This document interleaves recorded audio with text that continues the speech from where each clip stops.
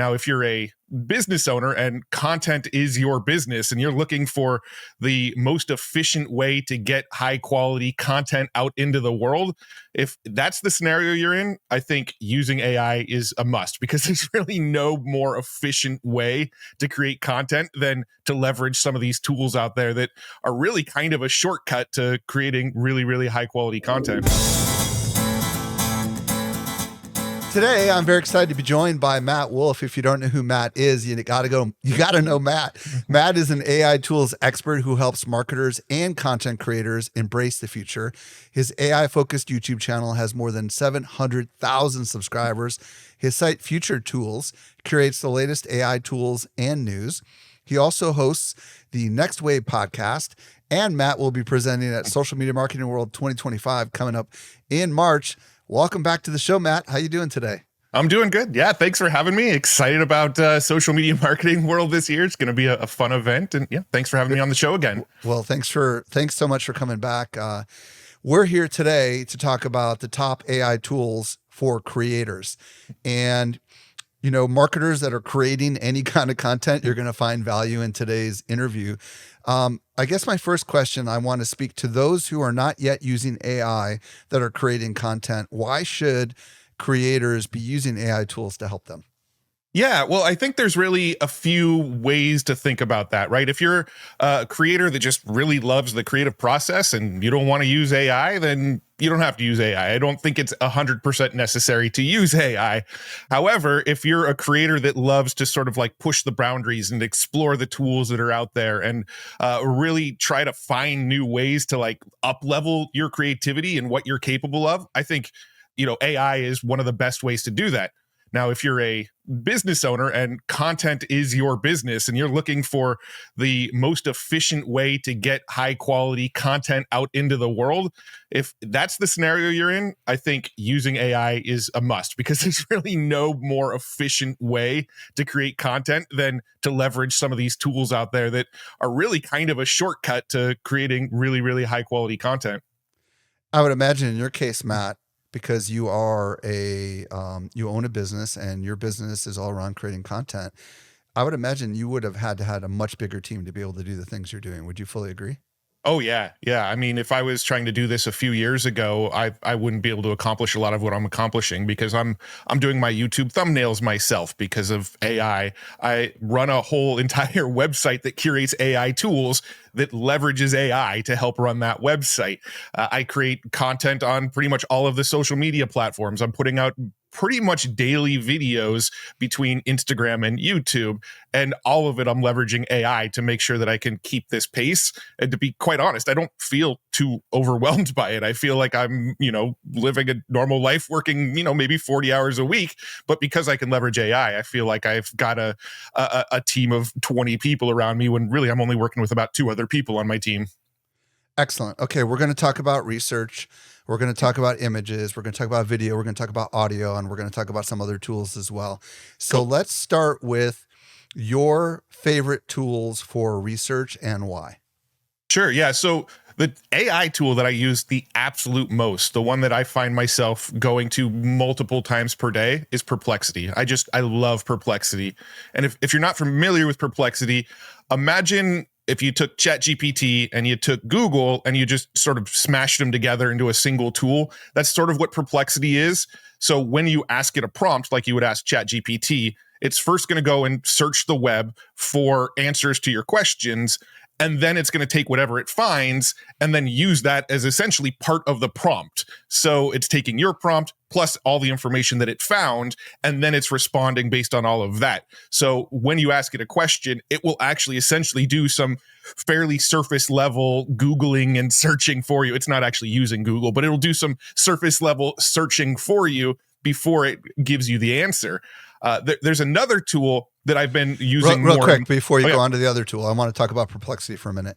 Sure. There are some users that are power users, like you and me, that are using search inside of ChatGPT. So kind of compare the two. What's the upside to Perplexity over just using ChatGPT's built-in search functionality?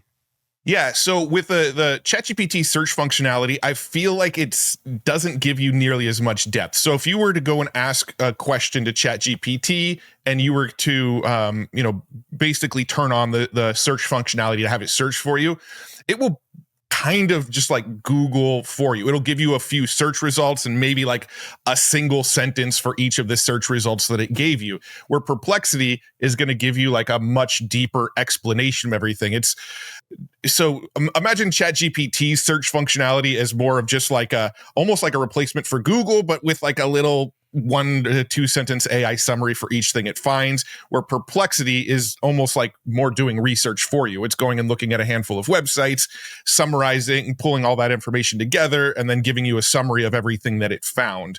So to me, Perplexity is just more useful because it's going to give me a lot more depth of information when I actually use it, where when I use the search GPT, it's kind of a little too surface level for me.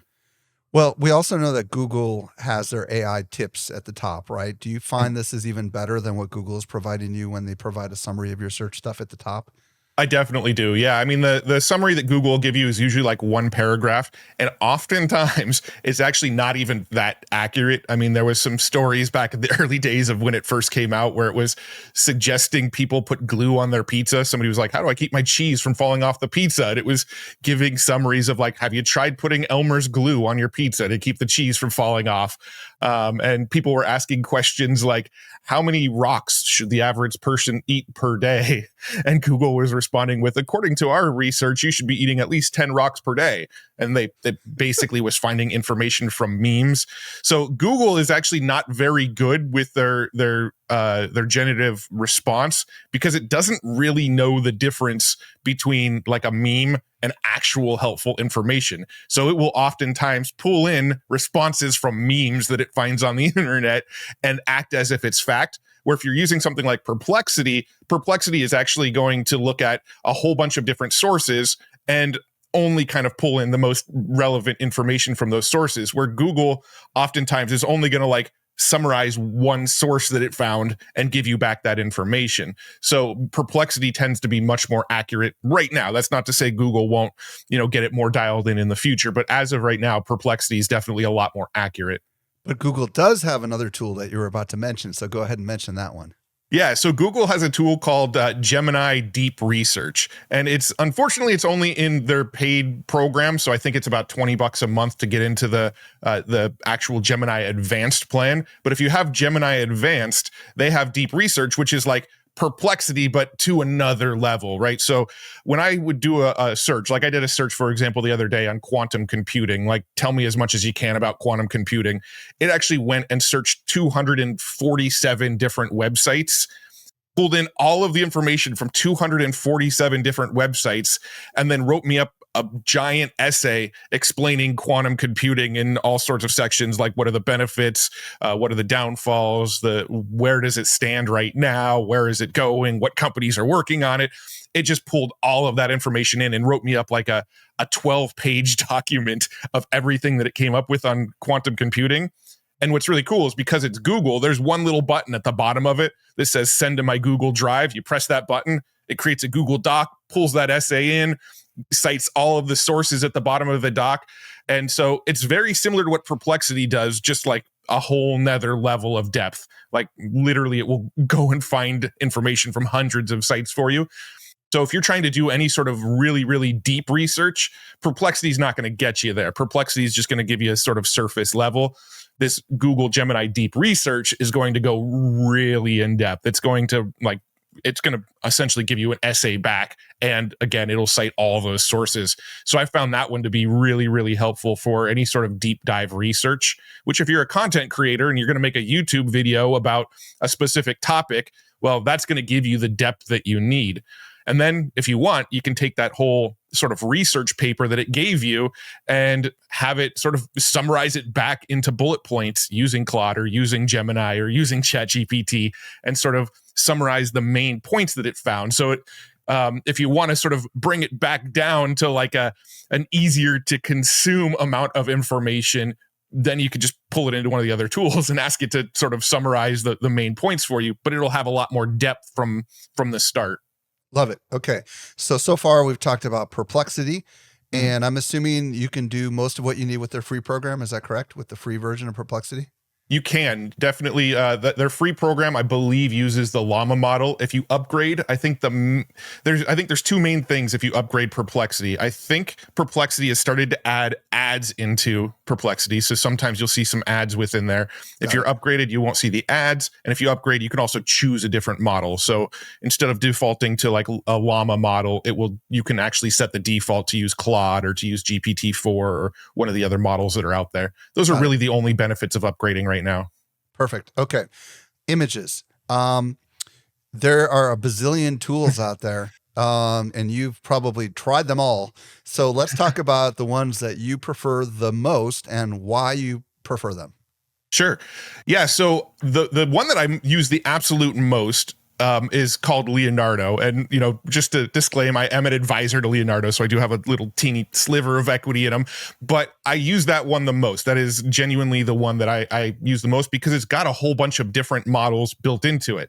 So right now, when it comes to AI image generation, if you're going for realism, there's nothing better out there than Flux. Flux is the best sort of underlying AI image generation model to get realism. Well, Leonardo has Flux built into it. So if you want to get that realism, you just set it to the Flux model and it'll do that. Leonardo also has its own model called Phoenix, which is a sort of rethinking of Stable Diffusion. So Stable Diffusion is another underlying AI image generation model.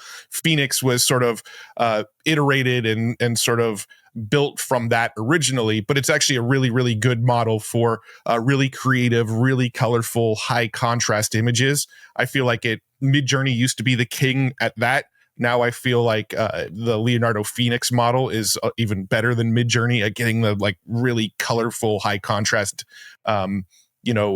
creative looking images.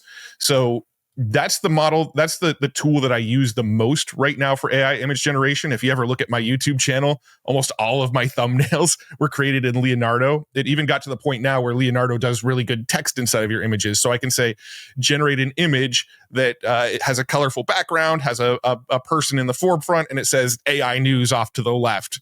And a lot of times I'm pulling that image straight out of Leonardo and using that as my thumbnail. So I don't even have to do a whole lot of extra work after the fact now because I can just have Leonardo generate the image with the text already on it. So that's my number one. I've got a question about Leonardo. I know they've got a bunch of different models, right? So is Leonardo built on top of like open source models? Is that kind of the idea? Like it's an interface that uses Flux? Because Flux is another one of those models where there's a lot of different tools that have access to Flux. And I'm with you. Right. I think Flux Pro 1.1 and 1.1 Ultra are some of the most photorealistic ones that are out there. Just so I understand Leonardo, they got a whole bunch of models, right? So is the idea there that it's just kind of like a easy to use centralized interface that works on top of open source models, or what's the story there? I'm just curious. Yes and no. So it does have a whole bunch of models in it, but Leonardo also has their own proprietary foundation models, right? That's so that the Leonardo Phoenix. Yep. Yeah, okay. The Leonardo Phoenix is one that they developed themselves, very, very similar to what Stable Diffusion does, but they developed it themselves, sort of modeling what Stable Diffusion did. And then Flux is built into it. The older Stable Diffusion models are available in it. So if you really like Stable Diffusion XL or Stable Diffusion 2.1 or one of those other models, all of those models are also available. So if you get into Leonardo and you go to use it, it's going to default to the Leonardo Phoenix model, the one that they created, but there is a drop down to select any other model. So it does become that user interface to be able to use all those other models as well. Got it. And this is all these images are paid. All these tools are paid, presumably, right? There's really nothing that's free out there, I would imagine. Is that correct? Leonardo has a certain amount of free credits per day. It's something like 100 free credits per day. So you can generate, and every image, depending on how high of quality you want to go, uses different credits. And I'm not a big fan of the credit model because it's really hard to determine how many credits you're going to use, because the larger the resolution you make, the more credits it's going to use. The more images you generate in one go, the more credits it's going to use.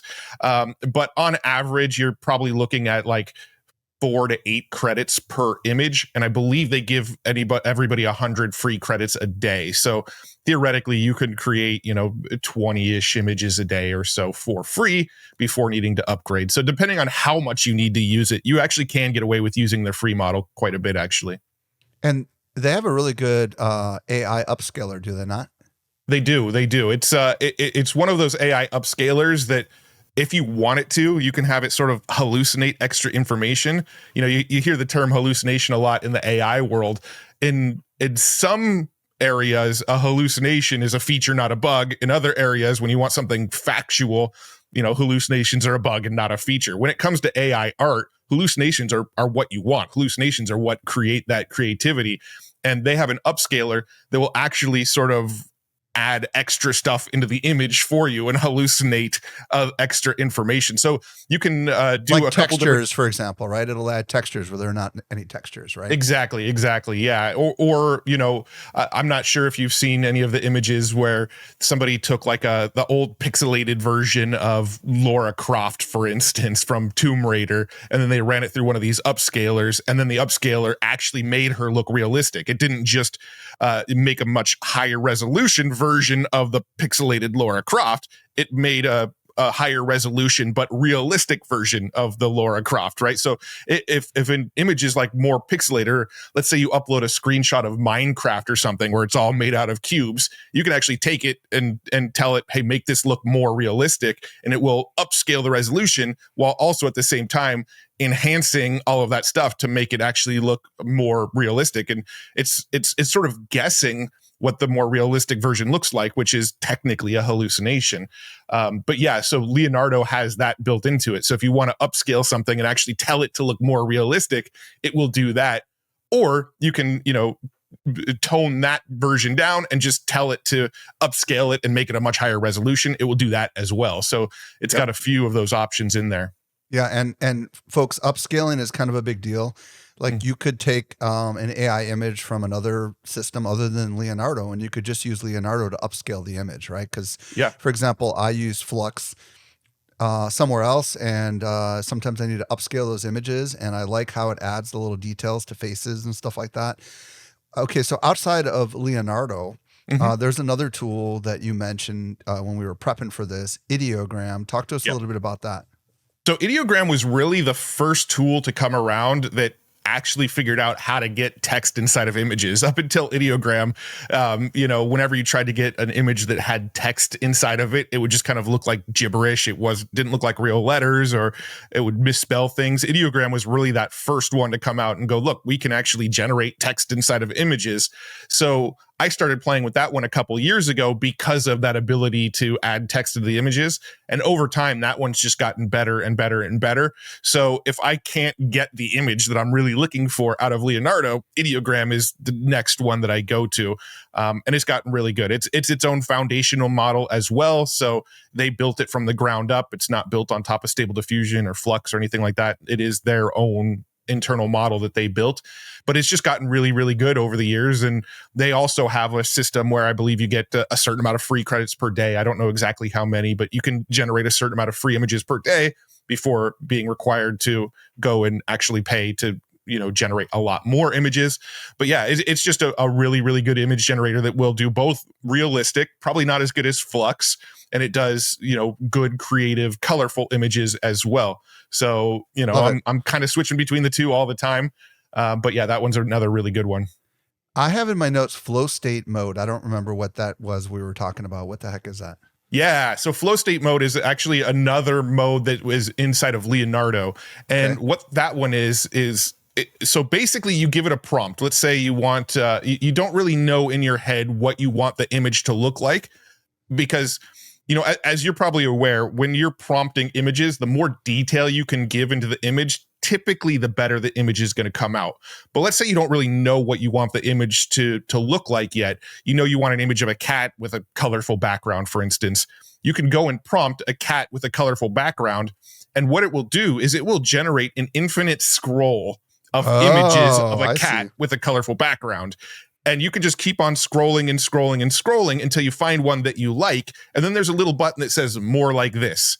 You click on the more like this, and it opens up another infinite scroll of images that are similar to that one that you just clicked on, and you can scroll and scroll and scroll, and then maybe you really like the color palette and the composition of just one of those images. You click on more like this, and it creates another infinite scroll, and you can kind of dive deeper and deeper and deeper.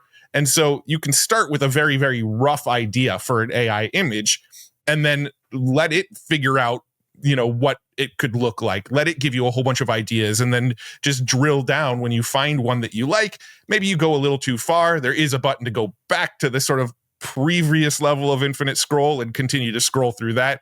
It's just a completely different way of prompting, where you don't need to have much detail or much of an idea of what you're looking for.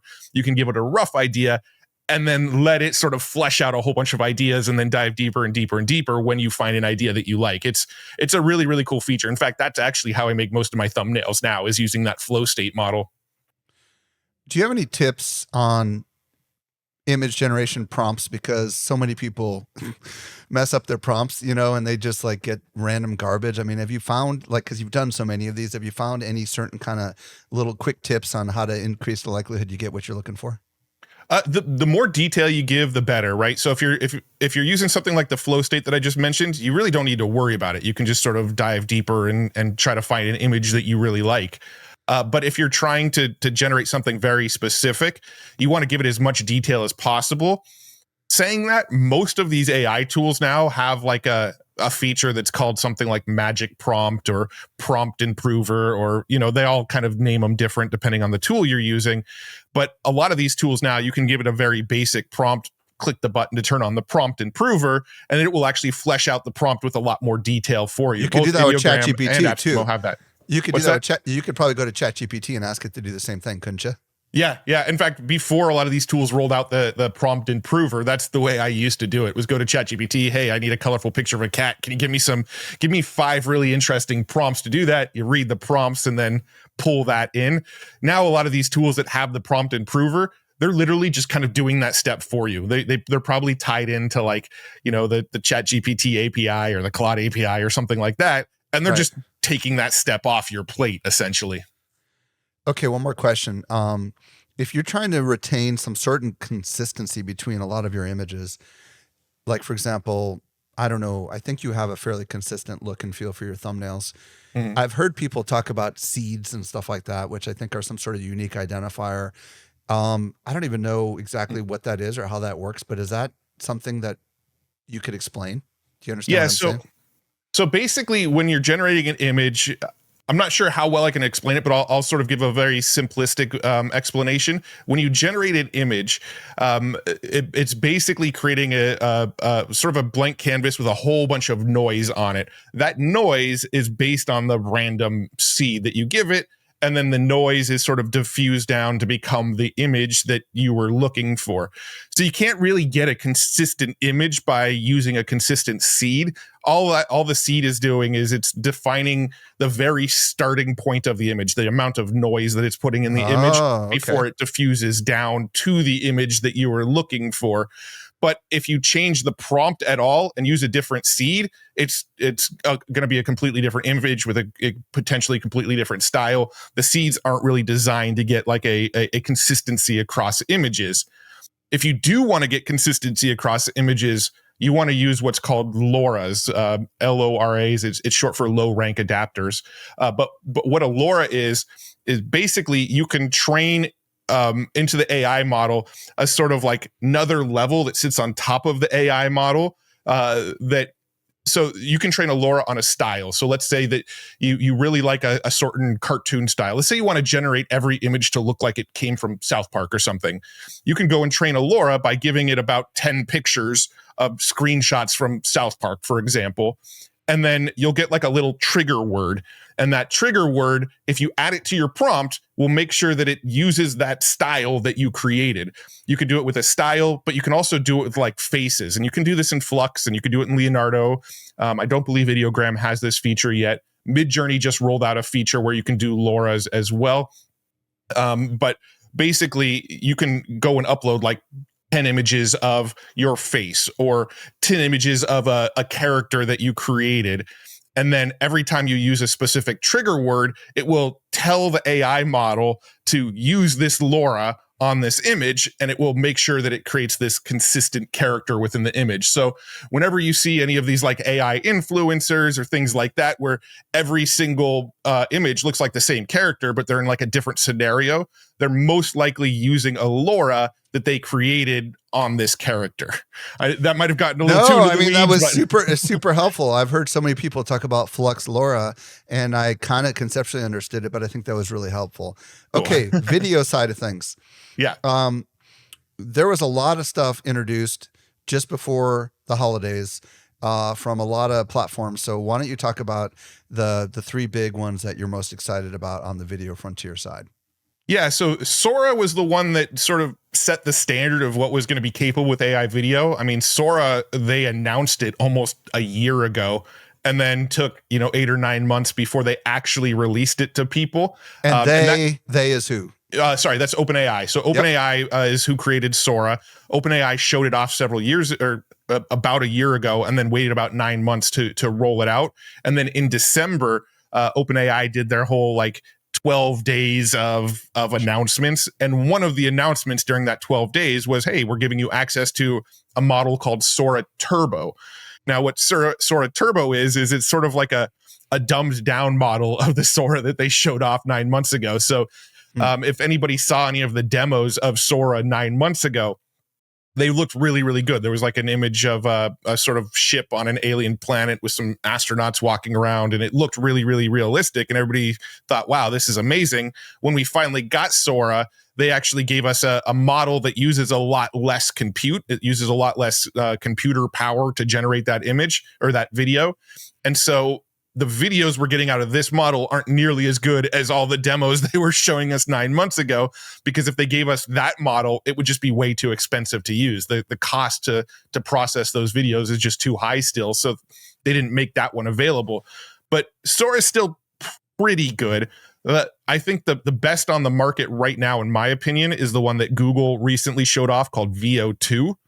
And VO2 is still in early beta testing. I did manage to get access to it, and you can get on the wait list. And I don't know the cadence that they're rolling it out. Actually, didn't you end up prompting one of the prompts that I recommended? Because didn't the dog surfing one? Remember you asked for? Yes, I did. So did. Kind of explain what it did, because I think it was pretty impressive, right? Yeah, so I generated one of a dog surfing in La Jolla, and it actually sort of looked like La Jolla, right? It looked pretty close to La Jolla. It looked very realistic. It looked like a real dog surfing. But the thing is, when you generate with VO2, just like with something like Midjourney, it actually generates 4 videos. And out of the 4, usually like 2 of them look kind of wonky and 2 of them look really, really good. So they kind of give you an option of like, here's 4 generations that we just created. Hopefully one of these is good enough. When I did the dog surfing in La Jolla, that one, I think, 2 out of the 4 looked pretty good, and a couple of them looked a little odd. But how are the physics side of it? Because obviously there's some physics involved here, right? I mean, with a lot of these in motion videos. Yeah, so basically it's trained on just tons and tons and tons of videos. So it's got a whole bunch of videos. It understands what's in the videos that it was trained on. And then when you ask it to prompt, it sort of knows what those types of videos look like based on all of its training data. There are a lot of people out there that are talking about how some of these video models are basically like world models. They understand how the world works and how physics work. But if you look at some of these generations, there's a lot where the physics is like really weird. And even with VO2, you still get a little of it where you see people walking, and like if they're walking sort of by the camera, like parallel to the camera, you might see their legs switch places with each other. And there's still some really, really weird physics stuff happening, which means it doesn't totally understand physics and how the world works yet, but that's kind of where they're going. Is they're trying to train it on like how the world actually works and how physics actually work, but they're doing it by just feeding it hundreds of thousands of videos, labeling the videos of what it actually is, and then letting the training model behind the scenes sort of understand what these videos are doing. So what I heard you say is that Google's VO2 was the one you were most impressed with, but it's not, as of this recording, out to the public yet. And it did look like incrementally better than the stuff from Sora. And I would imagine because Google owns YouTube, and people forget that, they've got access to the world's largest library of videos. So, of course, they're probably going to take the lead on this, is my guess. Yes. But go And then ahead. also, Yeah. just to comment on that too, YouTube just rolled out a feature where you can actually check a box saying yes, Google can train on my videos, or no, they can't. So I think early on they just probably pulled all the videos from YouTube and trained on them. Now they're actually giving you the option. So if you don't want future YouTube videos that you created to be trained into the model, you can actually uncheck that box and they won't train on your model. So real quick, how long does it take? Because I know you've experienced both of these from the moment you put a prompt in to get a video out. Is this like a really long process because it's so compute intensive? With VO2, it's about 4 minutes on average from what I've found. But it'll let me open up like 5 instances of VO2. So I can I can go and prompt 5 different tabs and have 5 different videos going. But each one will take roughly 3 to 4 minutes to prompt. Sora, I think, might be a little bit faster. Sora is probably a good 3 minutes. But Sora is also, I mean, I think all of these models are really based on how many people are using them all at the same time. I don't know if you remember the day during like the 12 days of releases that they actually released Sora. That first day that they released Nobody could get in, right? Well, people couldn't get in. They actually turned it off. I actually managed to get in, but it was taking 45 minutes to an hour and a half to generate one video, just because so many people were all trying to use it at once. So, you know, they've since increased the bandwidth, but a lot of these are hitting the same servers. So if there's a lot of people all trying to use it at once, it's going to be a little bit slower than if during times where not a lot of people are trying to use it. And that's going to be pretty much across the board for like any video model, any image model. If you know they're bandwidth constrained, they're going to be a little bit slower.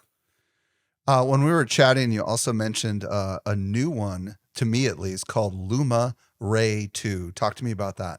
Yeah, so Luma Ray 2. So Luma was actually a company that did sort of 3D object scanning. So they have some tools where you can take your iPhone and go out into the world and sort of scan around an object, and it will create a 3D representation of that object, and then you can pull it into, you know, Blender or Unreal Engine or so it's whatever like a ray use. tracer or whatever they call it. What's that? I think they call that ray tracing or something like that, right? I think that's. I'm not sure if that's the same concept or not. Okay. It's basically 3D modeling. Basically, what they're doing is they're creating what's called a Gaussian splat. I'm not sure if you've come across that term, but it's basically scanning in a whole bunch of like. It's basically making like a point cloud of whatever you're looking at, and then the points are sort of expanded like a putty to like mold the image. I'm oversimplifying this because we could probably get like super into the weeds if you wanted to, but that was like really what Luma's like bread and butter was. That's what they were known for. However, they started releasing this video model called Dream Machine, and Luma's Dream Machine probably came out like 9 months ago, and it was okay. It was decent. It wasn't the best video model anybody's seen so far, but it was okay. But just within the last few weeks, they actually came out with this new one called Ray 2. And Ray 2 is really, really good. I mean, it's probably not quite as good as VO2, but it's like, you know, it's better than Sora, not quite as good as V2. It's sort of that middle ground, but it is accessible to everybody right now. It's open, it's available, anybody can get in and use it. I think it's a paid model. You might get a certain amount of generations for free before you have to upgrade, but that one is open and accessible, where VO2 is still kind of in beta at the time of this recording. But it is really good, and it's, you know, about the same 3 to 4 minutes to generate a video, but they do look really, really good. And they're probably a little bit closer to like this world model concept, because a lot of the training data they have are these 3D scans of the world that people have been using Luma for the last, you know, 5-6 years. So Luma has all of those 3D scans that all of these people have used. And when you use Luma, you're basically giving them permission to, you know, train on whatever you scan into it. So a lot of their video is trained on both a combination of real world video, but also all of these scans that Luma has collected over the years. Yeah, this is such an interesting topic right now, because, you know, anyone who's messed around with even photorealistic images like the stuff Flux can do knows that there's always problems, right? There's always things that are off. And now imagine like 24 frames per second, right? Because that's really what we're talking about here, right? And things in motion and the laws of physics and the way light refracts and reflects and stuff. I mean, this is an extremely complex undertaking, is it not, to create video? Hmm. Just level set people, like especially the marketers in the room here who are listening. Is this stuff, is it going to be a while before we actually have something that's quite legitimately impressive to people? I mean, I'm always impressed by the new stuff that comes out, but I think the biggest issue right now is a lot of these video generators are only generating about 5 to 10 seconds. I mean, the best one out there right now is only going to generate 10 seconds of video footage for you.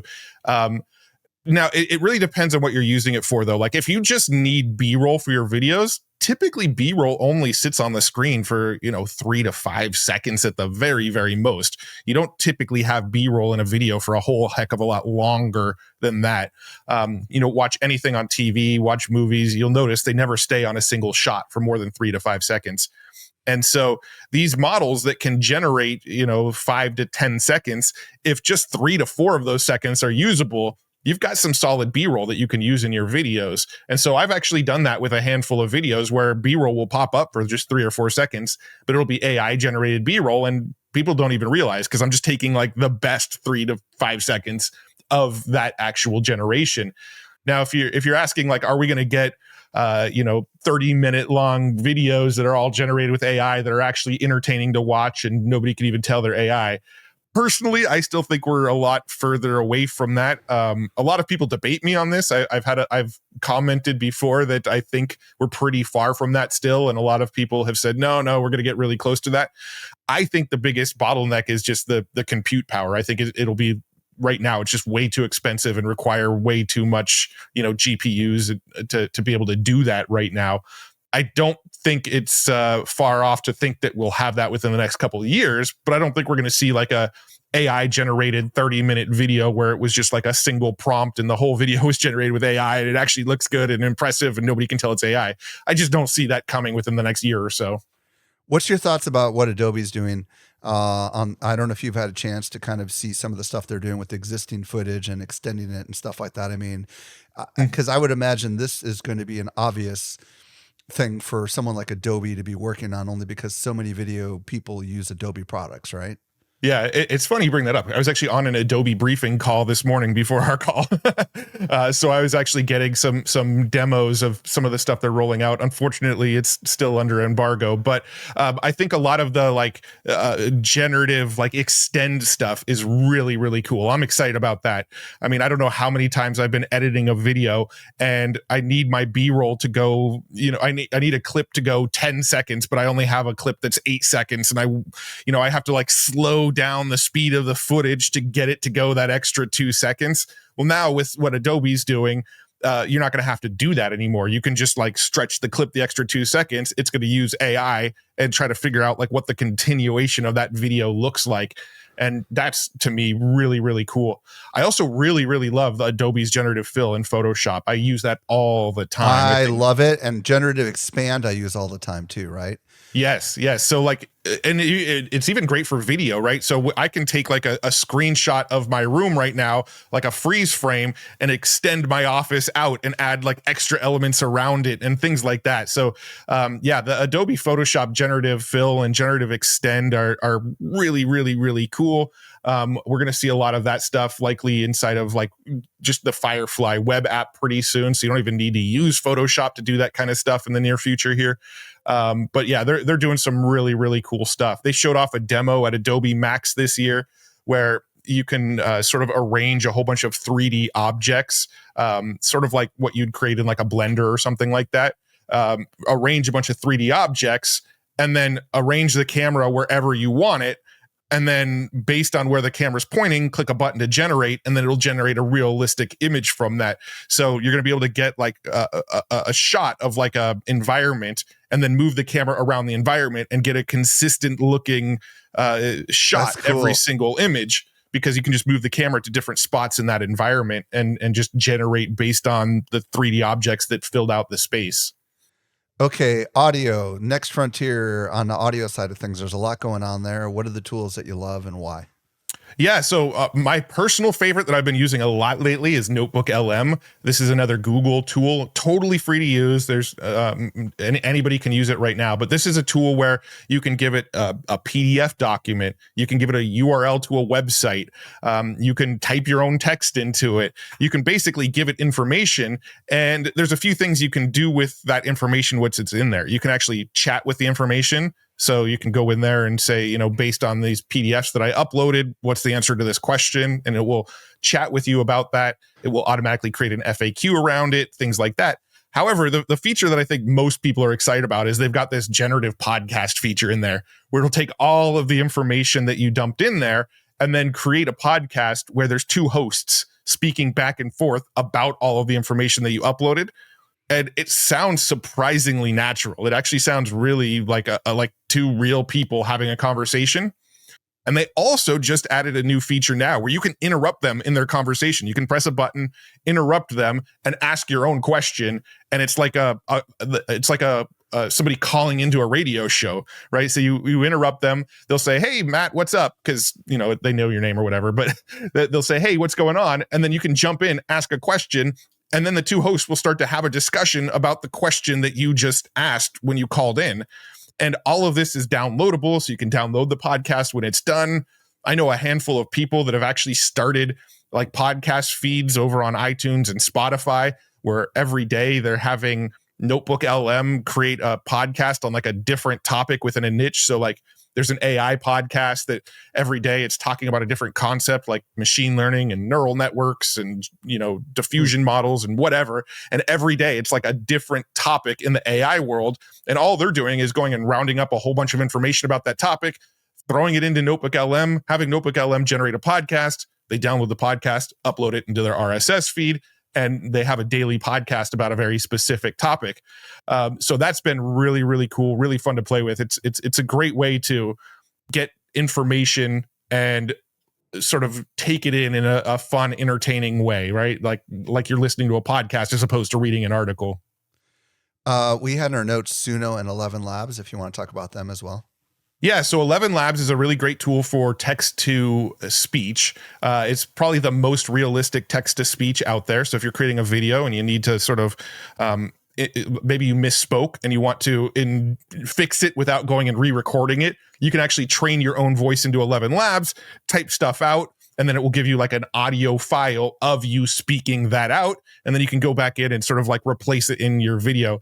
I actually did that once with like a sponsorship ad read where I misspoke on the sponsorship ad read and they gave me some feedback to go and change it. I just typed up a new sponsorship ad read with ElevenLabs and overlaid it into my video. So ElevenLabs is really, really cool because you can actually have your own voice trained into it. They also have a lot of really, really good voices already built in. They have a voice library where you can actually go and pay to use other people's voices, and the people that train their own voices in there actually earn revenue when you use their voice.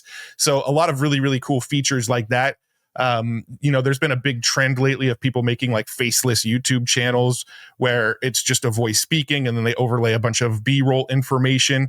And so you can use ElevenLabs for that kind of thing as well. And then they also have a sound effects generator. So if you need a sound effect of like a cat meowing or a door slamming or an explosion happening off in the distance, you can give it a prompt and it will actually make that sound effect for you, which is really great if you need sound effects for a video and you don't want to go use like a stock sound effects website. And there's a whole lot of other features inside of ElevenLabs as well. They actually have their own feature called Gen FM that's very similar to what we just talked about with NotebookLM, where you can upload articles and it will actually create a podcast for you about it. I still think NotebookLM does it a little bit better, but ElevenLabs also has that built in. It's just a really cool sort of all-in-one audio platform where there's a lot of different audio features. They're also going to be rolling out a music feature where you can generate music directly inside of ElevenLabs. I interviewed somebody that works at ElevenLabs on our Next Wave podcast, and he was sort of teasing out that there was going to be a music feature. But right now, the best music tool, in my opinion, is Suno, which is the other one that you just mentioned. And Suno, to me, is just, it makes really fun sort of poppy songs. You can either put your own lyrics in there and say, generate a song with these lyrics, and it will go and, do all the background music and the drums and the guitars and whatever, and it will actually use the lyrics that you put in. or you could just let AI generate a song for you. You can say, make a song about my dog Bowie and how he goes crazy running around in circles in my backyard. And you just give it a prompt like that, and it'll make a whole fun song about that topic.